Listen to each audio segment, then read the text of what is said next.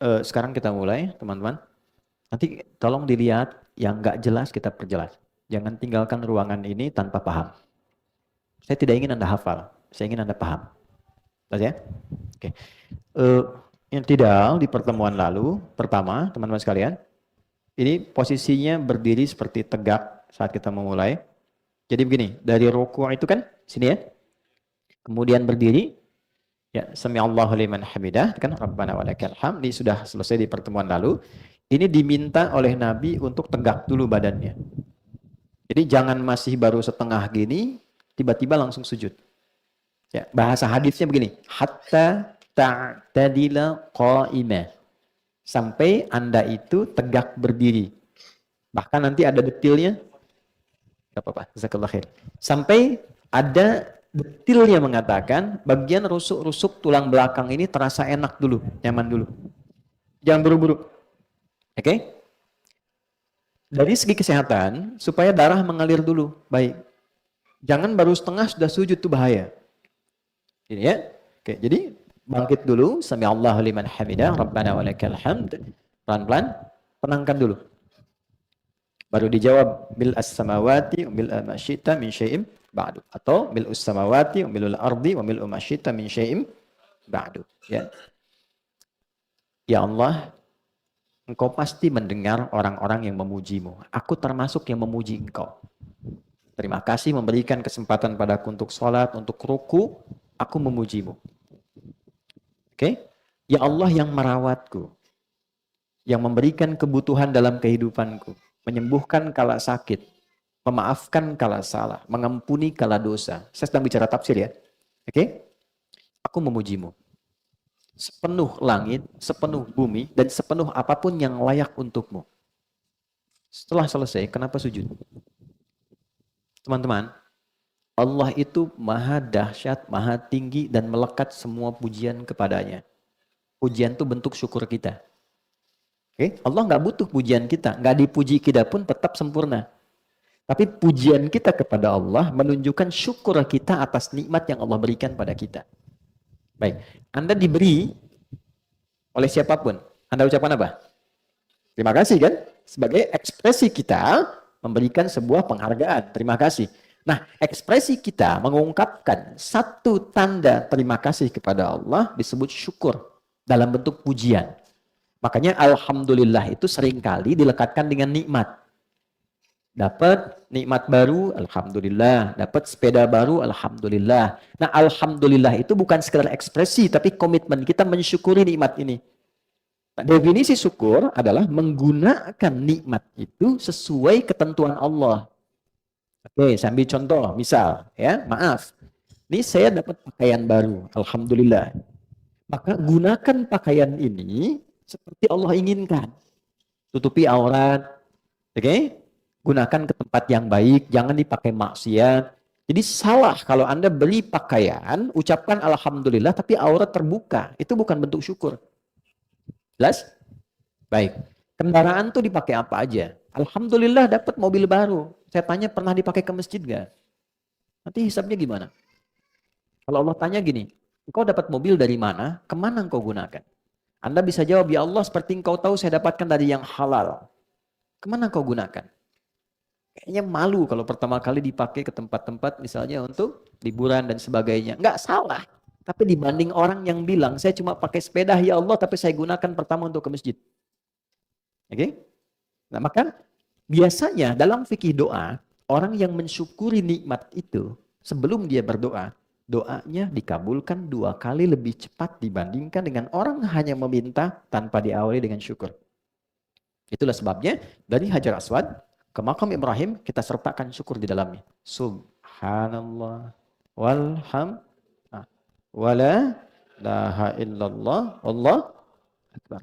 Itu kan ada rahasianya. Kenapa ada berhenti di makam Ibrahim? Tapi jawabannya ada di Quran surah 19 ayat 47 sampai 49. Ya, falamma i'tazalahum wa ma ya'buduna min dunillah wa habna lahu ishaq. Ketika Anda benar subhanallahnya, alhamdulillahnya, Allahu akbarnya, apapun yang Anda minta, sekalipun kata orang mustahil, tapi Anda membutuhkannya, Allah berikan. Ya, itulah sebabnya kenapa dari makam Ibrahim sampai rukun Yamani kita boleh minta dengan bahasa kita tanpa harus bahasa Arab. Tawaf itu cuma dua, dari Hajar Aswad ke Makam Ibrahim, subhanallah, alhamdulillah, wala ilaha illallah, Allahu Akbar. Dari Rukun Yamani ke Hajar Aswad, Rabbana atina fid dunya, fil akhirati, waqina. Dari Makam Ibrahim ke Rukun Yamani, bebas teman-teman mau minta apa, nggak ada ketentuan. Jadi Anda boleh curhat apa aja. Yang mau berangkat haji apa ya, tidak harus terpaku, Anda boleh pakai bahasa Anda. Dan itu lebih terhayati.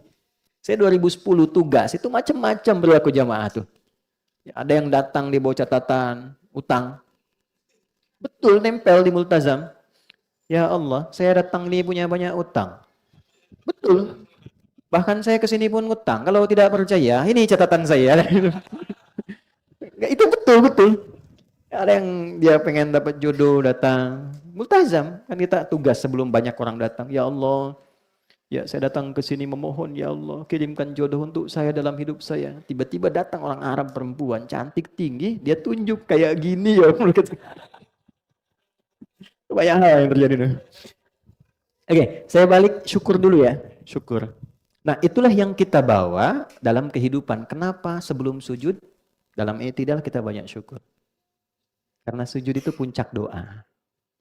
Dan keadaan paling dekat sama Allah. Ya, di ayat terakhir surat Al-Alaq, surat 96, wasjud waq. Karena itu ayatnya itu ayat sajadah. Dan kita sujud kan? Karena itu puncaknya. Saat sujud itu paling enak kita minta. Gak ada keadaan paling indah. Dan terdekat antara kita dengan Allah itu saat sujud. Makanya komen Nabi dalam keadaan sujud itu satu. Ya, indama aqrabul abdi min rabbihi wa huwa sajidun fa'aktsiru du'a. Au kama qala. Gak ada keadaan paling indah yang terdekat rasa kita dengan Allah kecuali saat sujud. Bila Anda benar sujudnya, rasa nikmatnya, perbanyak doa saat itu. Itulah sebabnya kenapa dimulai dengan i'tidal. Oke, paham sampai sini ya? Nah, karena itu saat i'tidal jangan buru-buru, kondisikan dulu diri kita. Tenangkan, nyamankan, syukuri dulu nikmatnya. Terus kalau menyebut begini ya, Sami'allahu liman hamidah, Rabbana walakal hamd. Anda teruskan, mil as-samawati wa mil al-ardi. Rasakan nikmat apa yang telah Allah beri pada kita untuk kita syukuri. Itu dulu. Terima kasih ya Allah, nikmat ayah, nikmat ibu, nikmat anak, nikmat kehidupan, ketenangan. Wa mil al-ardi min syai'in ba'du. Dan kalaupun belum saya bisa syukuri, bantu saya ya Allah untuk mensyukuri semua nikmat yang Kau anugerahkan pada saya. Setelah tenang, baru turut. Oke, sekarang kita secara teknis kita jelaskan dulu tentang turunnya. Kita belajar caranya, kita belajar maknanya, kita belajar hikmahnya. 3 ini. Ya, cara, bacaan, hikmah. 2 insya Allah khatam. Cara dan baca. Tapi makna belum tentu kita dalami itu. Untuk sujud dari berdiri ada 2 cara. Hati-hati dengan 2 ini. Karena pernah terjadi di Bekasi, suami istri tidak tegur sapa karena persoalan ini. Semalaman. Kisah nyata. Suami pulang dari kerja, macet, sampai Bekasi, tiba kemudian di rumahnya, nggak sempat ikut jamaah di masjid, dia sholat di rumah sendirian. Istri pas lihatnya di posisi i'tidal ke sujud ini. Sami'allah liman hamidah, Rabbana walakal hamd, dan seterusnya. Lalu turunlah beliau ini dengan lututnya begini terlebih dahulu. Ya, oke, jelas ya? Lutut begini, baru telapak tangan. Nah, istri melihat gitu, tatapannya agak berbeda. Kemudian setelah salam, tanpa muqaddimah. Ini masalahnya. Tanpa muqaddimah. Pemimpin rumah tangga itu siapa? Suami, oke? Ciri khas pemimpin apa? Ciri khas pemimpin tuh nggak mau dipimpin. Ya, dia sulit menerima saran tapi bisa menerima masukan. Makanya masuknya tuh agak halus sedikit. Ya, kalau enggak nanti agak susah. Ya, tapi hati-hati juga. Ya, pemimpin tuh tinggi, tapi resikonya juga tinggi. Ya, high risk-nya juga tinggi. Kalau salah pun tersakiti yang dipimpin, masalah juga. Ya. Nah, jadi menyeimbangkan saja, menyeimbangkan. Yang menarik ini masuknya tanpa muqaddimah. Langsung bilang, papa salah tadi sholatnya. Wah, pemimpin kan jaga diri. Emang kenapa? Harusnya tadi bukan lutut dulu, tapi telapak tangan. Jadi pas turun, versi istrinya telapak tangan dulu begini. Oke, kelihatan ya, telapak tangan, baru lutut. Suami bertahan, mama yang nggak baca hadis. Padahal dua-duanya nggak baca. Ya, saya tahunya keesokan harinya. Jadi dua-duanya itu karena berdebat. Akhirnya apa? Pulang kantor itu bukan tenang, tapi nggak saling tengok semalaman. Besoknya diputuskan berdua itu kita ke Ustadz aja tanya. Datang cuma untuk nanya itu. Dan itu datang pun dalam keadaan nggak senyum tuh dua itu. Ya, saya ini kenapa? Ini begini. Mana Ustadz? Saya senyum sedikit, saya bilang, Pak, Bu, tahu nggak? Itu keduanya ada di kitab yang sama. Yang pakai lutut tuh di Sunan Abu Daud, nomor hadis 838. Paling kanan sebelah bawah tuh di kitabnya. Riwayat Wa'il bin Hujur, saya tulis namanya. Wa'il bin Hujur. Ini paling banyak meriwayatkan hadis tentang sholat. Yang pakai telapak tangan, itu nomor hadis 840. Cuman beda 2 nomor. Ini paling kiri sebelah atas nih. Ini riwayat sahabat Abu Hurairah. Oke. Oh, nggak pakai O, saya bilang, dengar dulu. Yang pakai lutut dari Wa'il bin Hujur, bunyinya kurang lebih begini. Oh, kama qala idza sajadta fala tasjud kama yabrukul ibil falyadha rukbatayhi qabla yaday. Jika Anda ingin sujud, jangan sujud seperti duduknya unta. Dahulukan lututmu sebelum telapak tanganmu. Oke? Hadis riwayat Abu Hurairah mengatakan, idza sajadta fala tasjud kama yabrukul ba'ir. Atau kama qala waliyadha yadai qabla rukbatai. Jika Anda mau sujud, jangan sujud seperti duduknya unta. Ini problem. Karena diterjemah, sama-sama diterjemahkan dengan unta. Sedangkan nama unta banyak. Nanti saya jelaskan belakangan. Dahulukan telapak tanganmu sebelum lutut. Kalau Anda baca dua itu, Anda pasti bingung. Ini yang benar yang mana? Satu bilang lutut, satu bilang telapak tangan. Di kitab yang sama. Oke, teman-teman. Unta itu namanya banyak di bahasa Arab. Unta netral, lewat gender, dan tidak ada beban tunggangan namanya ibil. Afala yanzuruna ilal ibili kaifa khuliqat. Ibil. Jika dia pakai jenis gender, dia jantan, maka namanya jamal. Saya notice ya, pendek bacanya, jamal. Bukan Jamal. Jamalun, unta. Jamal, ganteng. Oke? Sifat ganteng itu, sifat indah itu Jamal. Kalau diserap ke laki-laki, dimiliki Jamil. Misal, Mas Saiful itu ganteng. Maka Saiful Jamil. Oke? Kenapa?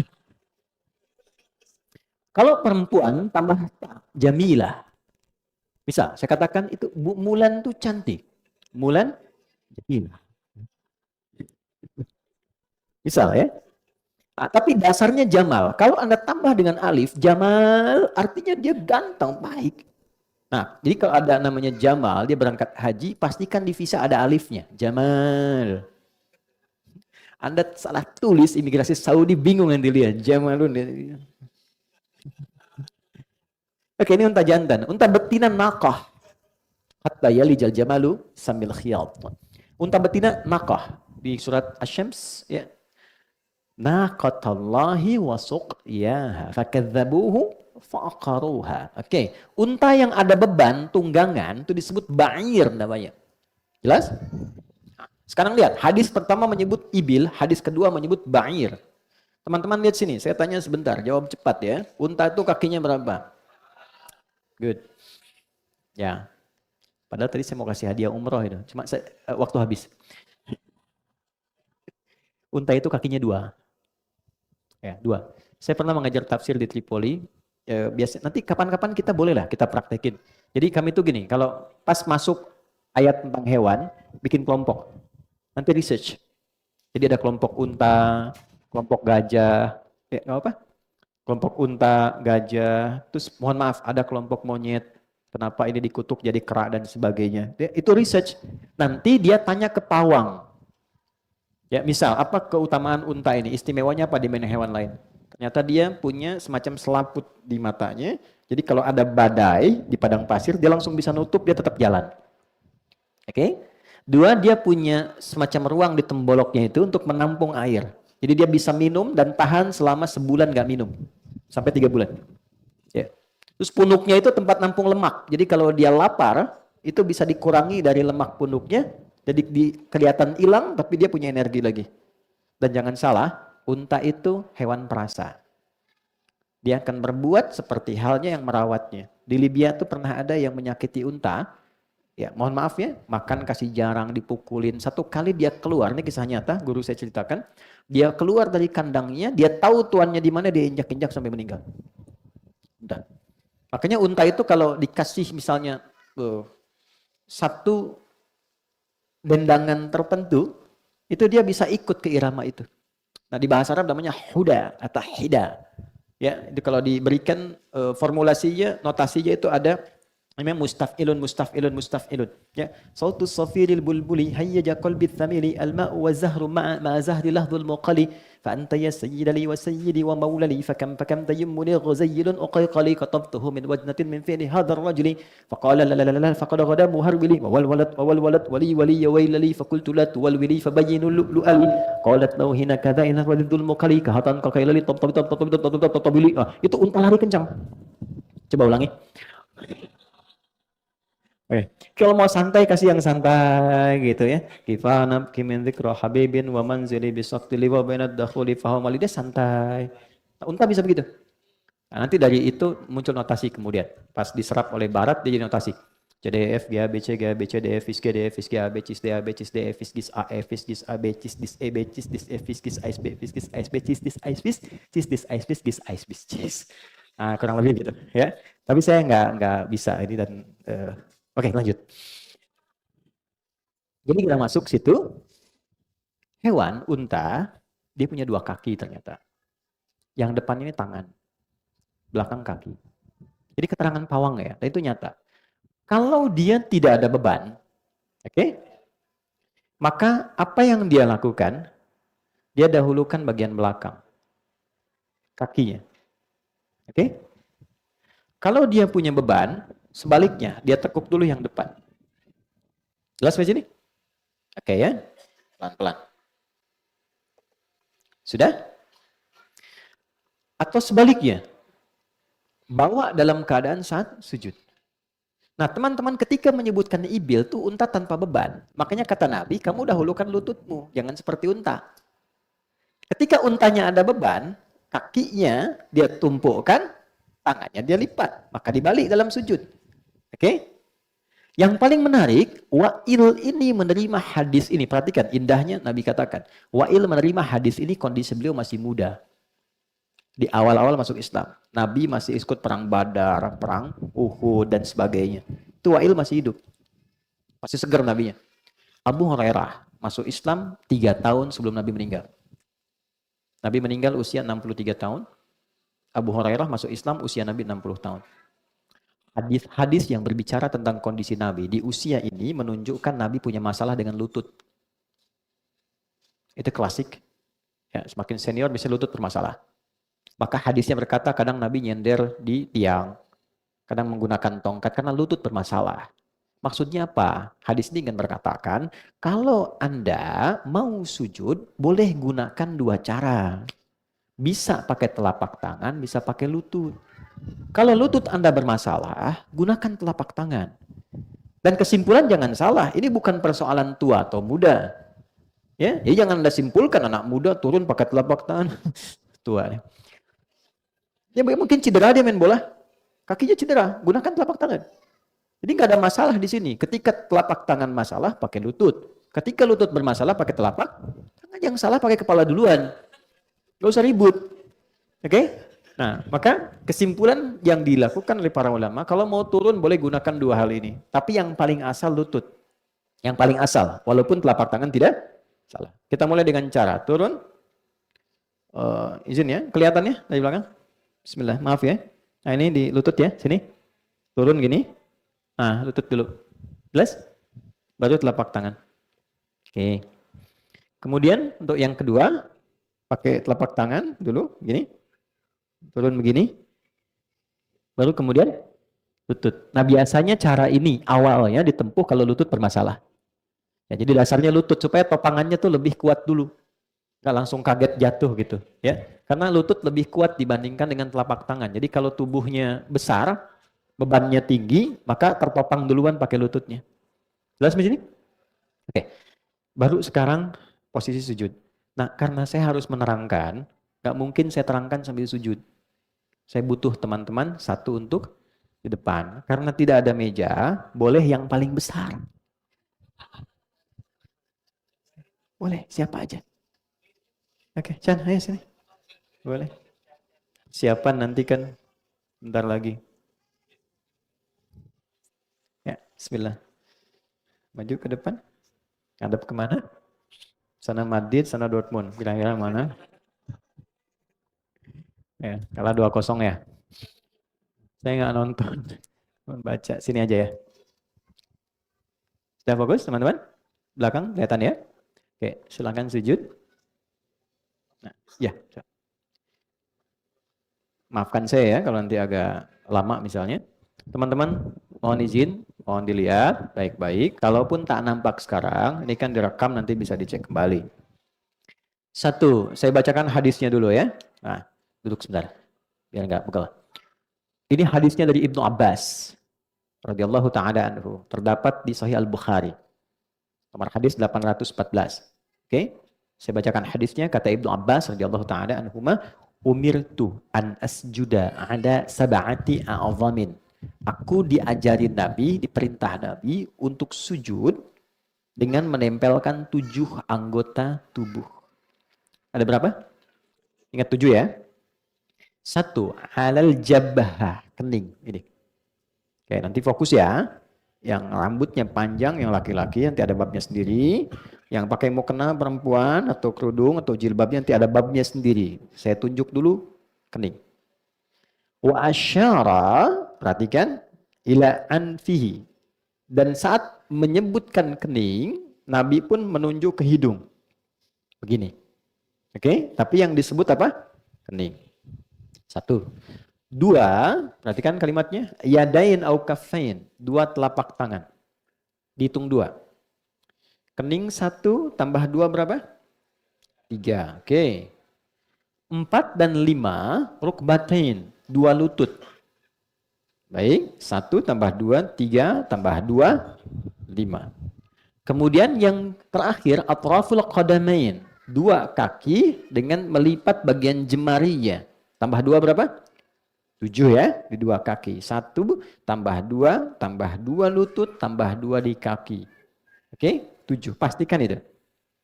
Baik, untuk hidung, karena ditunjuk, maka di sini ada hukum khusus, ditafsil namanya sama ulama. Dia tidak berhukum wajib. Oke, bukan anggota, tapi dianjurkan sunnah. Melihat kepada tempat. Kalau tempatnya bersih, baik, menempel bagus.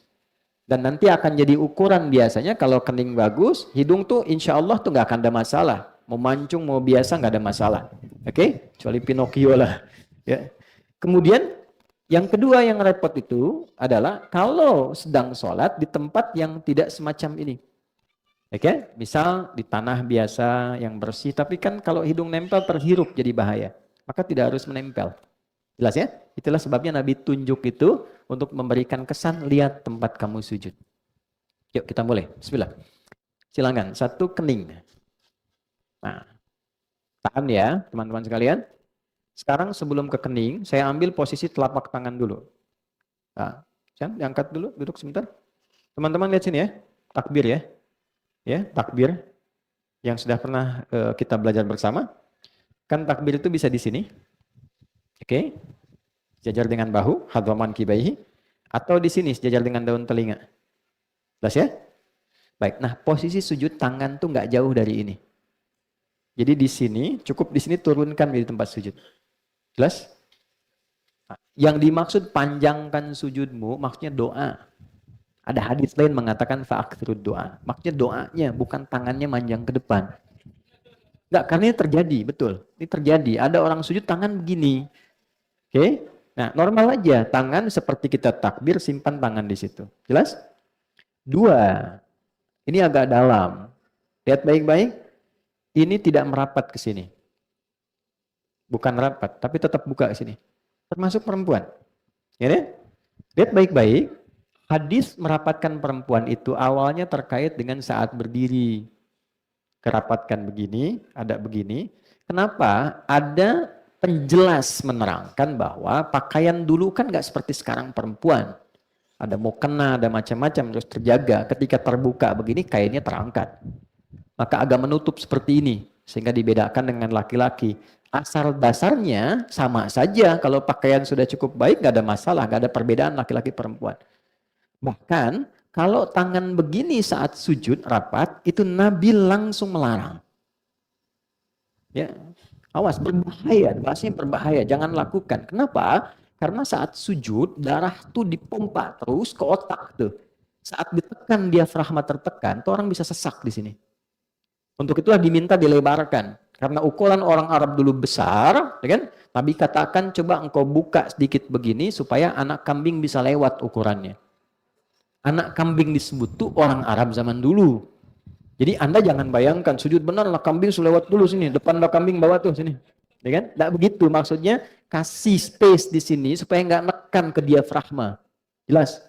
Ya, kalau kita kucing lah gitu kan, anak kambing kebesaran kan. Baik, jelas ya? Oke, sekarang silakan. Telapak tangan, posisinya jelas. Ya, kening. Oke. Nah, sekarang ini ya, di bagian sujudnya, perhatikan baik-baik. Ini tidak terlalu maju ke depan sehingga ini naik, tidak manjang sehingga ini rata. Paham? Ini normal ini aja segini bagus, cukup baik. Lalu yang paling saya notice adalah satu. Ini sudah bagus, bagian kaki belakang. Oke? Nah, teman-teman tampakkan di sana ya. Coba difokuskan ke kaki belakang. Saya maafkan ya. Ngadapnya ke arah sini coba. Seksi dulu. Supaya dilihat kakinya. Oke, nah ini udah bagus. Kakinya ditutup bukan dibuka. Jadi bukan begini. Oke, tapi begini. Jangan tanya kenapa dulu ya, biar ikuti aja dulu. Yang begini. Baik ya? Dah, ini begini. Udah bagus, satu kening. Kemudian dua telapak tangan, sudah. Sikunya tidak begini.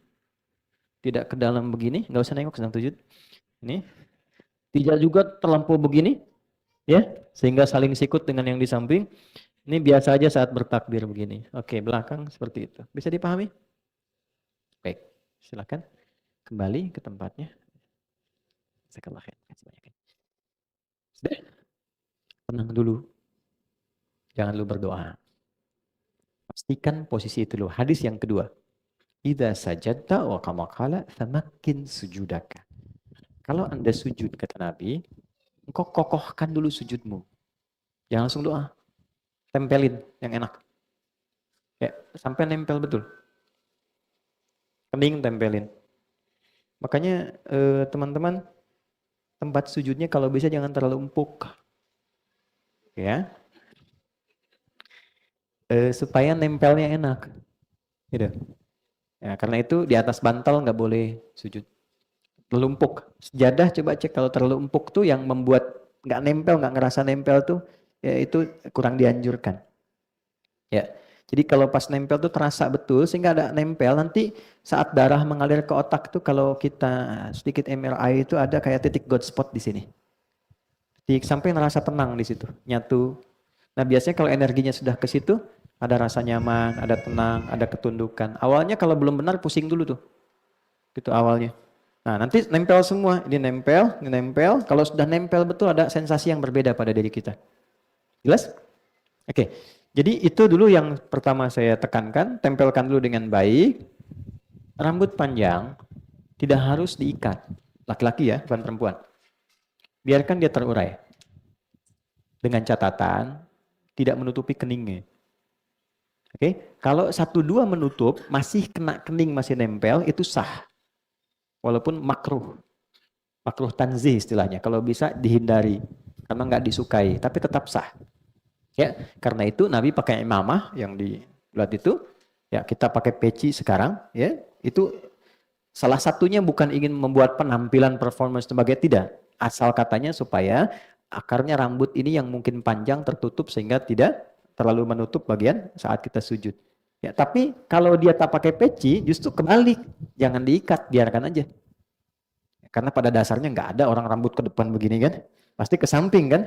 Ya kalaupun sujud dia terurai. Nah ada riwayat mengatakan ketika dia sujud dan terurai pun itu sebetulnya rambut ikut sujud.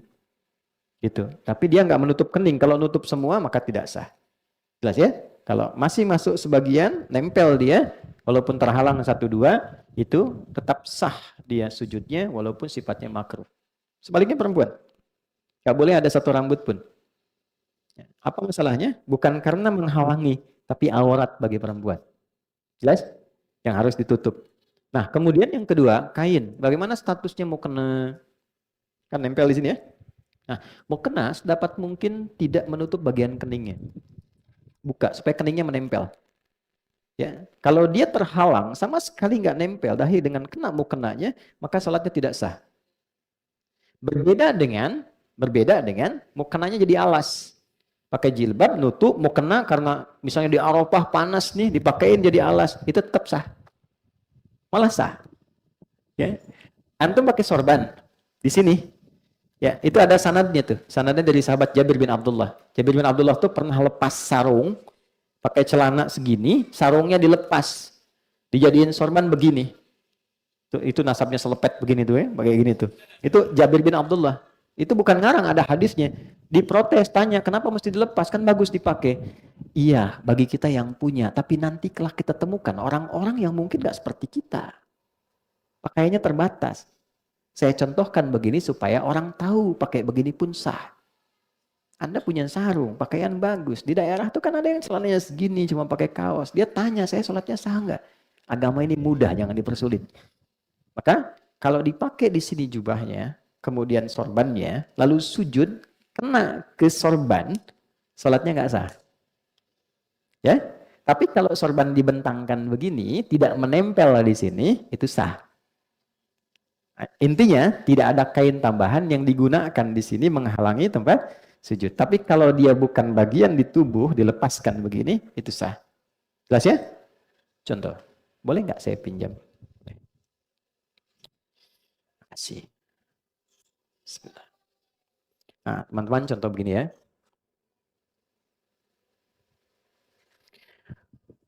Kemudian mau sujud. Begitu mau sujud, ini terurai ke depan. Kamera melihat ya, supaya bisa nyampe. Ini. Nah, ini kena begini. Nah, ini tidak sah salatnya. Tidak sah.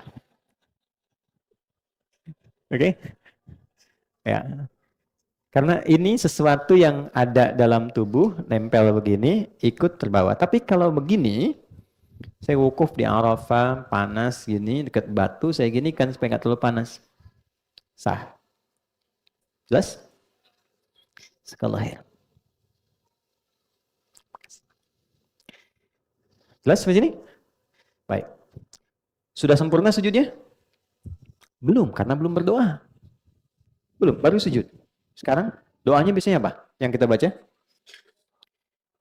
Nah, kita punya 2 menit lagi. Doanya bisa Subhana Rabbiyal A'la. Boleh tambah Subhana Rabbiyal A'la wa bihamdi. Ada lagi satu lagi. Subhanakallahumma Rabbana bihamdika Allahumma gfirli. Sudah? Baik. Ini tidak banyak orang tahu. Itu doa pembuka. Bukan doa yang sesungguhnya. Itu doa pembuka. Kita sedang berusaha mendekatkan diri kita sama Allah. Subhana rabbiyal a'la wa bihamdi. Ya Allah, Engkau yang maha tinggi. Saking agungnya, aku tundukkan bagian terhormatku hanya untukmu. Kan kehormatan manusia itu di kepalanya. Begitu dia bisa jatuhkan ke bawah, itu sedang merendahkan dirinya. Itu di Romawi kan, dia sujud tuh. Kan?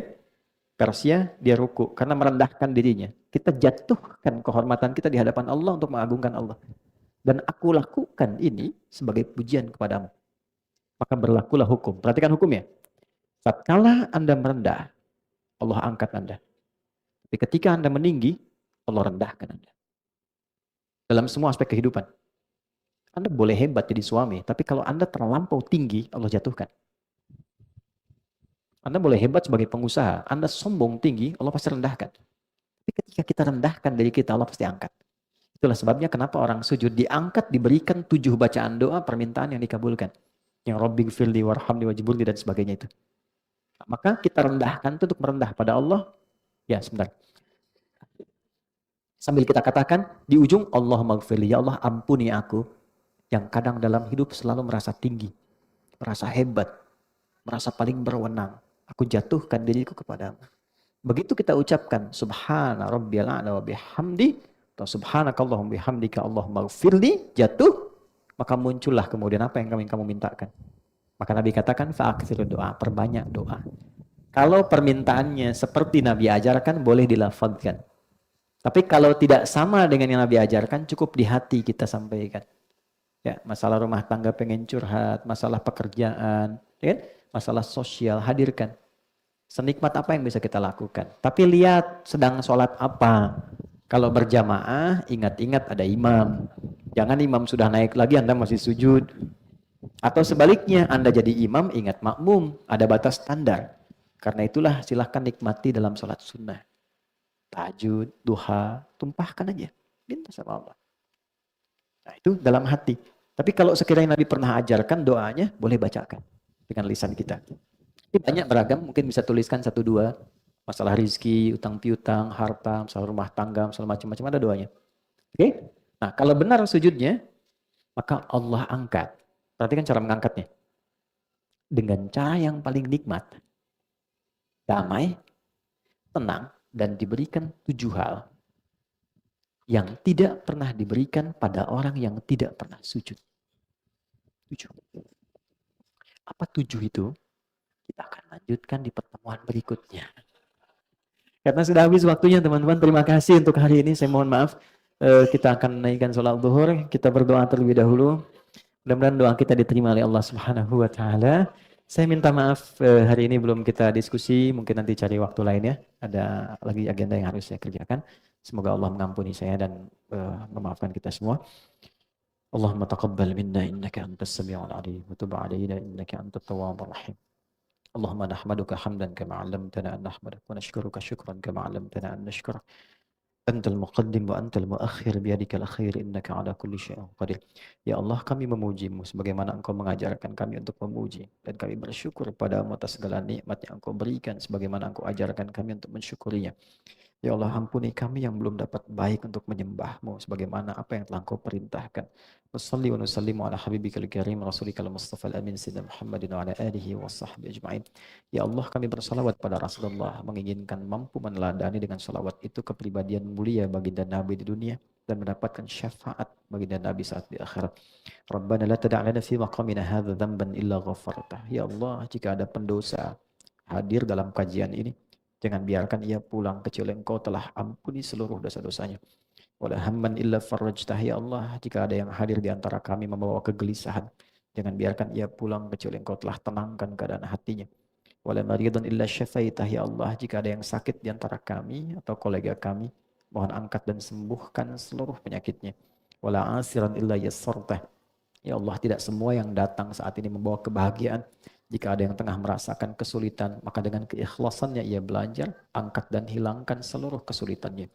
Allahumma wafiqna bima ta'allamna, wafiqna ya Allah linafhama ma ta'allamna, wafiqna lina'mala ma fahimna. Ya Allah, berikan kami bimbingan untuk memahami apa yang kami pelajari dan mengamalkan apa yang telah kami pahami dalam kehidupan. Ij'al jam'ana hadza jam'an marhuma wa tafarruqana min ba'dihi tafarruqan ma'suma. Ya Allah, jadikan pertemuan ini pertemuan yang mengikat kami dalam tali persaudaraan yang saling mencintai karenamu. Dan bila pun kami mesti berpisah, jadikan perpisahan kami mengeratkan silaturahim yang saling merahmati karenamu. Rabbana atina fid dunya hasanah, fil akhirati hasanah wa qina adzaban nar. Wa sallallahu ala sayyidina Muhammad wa ala alihi wa sahbihi ajma'in. Wa akhiru da'wana subhanakallahumma rabbana wa bihamdika asyhadu an la ilaha illa anta nastaghfiruka wa natubu ilaik. Walhamdulillahi rabbil alamin. Terima kasih teman-teman, mohon maaf. Kita bertemu di lain kesempatan. Assalamualaikum warahmatullahi wabarakatuh.